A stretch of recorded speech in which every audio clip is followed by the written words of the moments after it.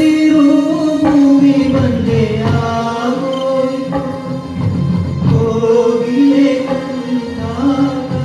ಹೇಳಿ ನನ್ನ ಮಕ್ಕಳಿಗ ನನ್ನನ್ನು ಕಾಣಲು ಬಂದ ಕಾರಣವಾದರೂ ಏನು? ಅಮ್ಮ ಇದೇ ನಿನ್ನ ಪರಿಸ್ಥಿತಿ. ನಿನ್ನಿಂದ ಗಿಡ ಮರಗಳೆಲ್ಲ ಎಲ್ಲಿ ಹೋಗುವ ಅಮ್ಮ? ಇದಕ್ಕೆಲ್ಲ ಕಾರಣವಾದರೂ ಯಾರು ಅಮ್ಮ?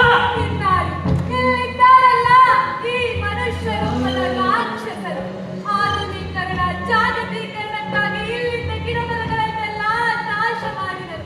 ಅಲ್ಲಿಂದಲ ಕೆರೆ ಅದನ್ನು ಮುಚ್ಚಿಬಿಟ್ಟರು. ಒಟ್ಟಾರೆಯಾಗಿ ನನ್ನ ಗೋರಿಯ ಮೇಲೆ ಅವರ ಕಟ್ಟಡಗಳು ನಿಂತಿವೆ. ನಾನಿಲ್ಲಿ ಒಬ್ಬಂಟಿ. ಅಮ್ಮ, ನೀನು ಏಕೆ ಒಬ್ಬಂಟಿ?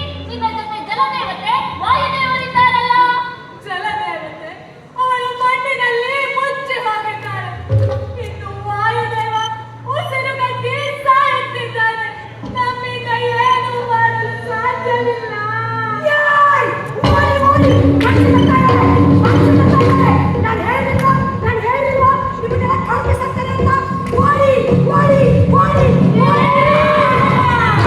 ಬಂದು ಗಿಡ ಮರಗಳನ್ನೆಲ್ಲ ಕಡಿಯೋಣ, ದುಡ್ಡು ಮಾಡೋಣ.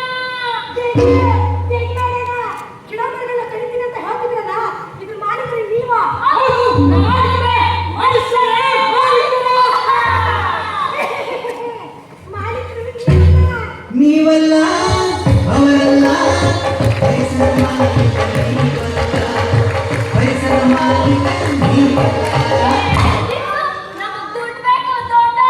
ಬಾರೋ ಅಪ್ಪಾಯನ ಕಟ್ಟಡ, ದೊಡ್ಡ ಕಟ್ಟಡ.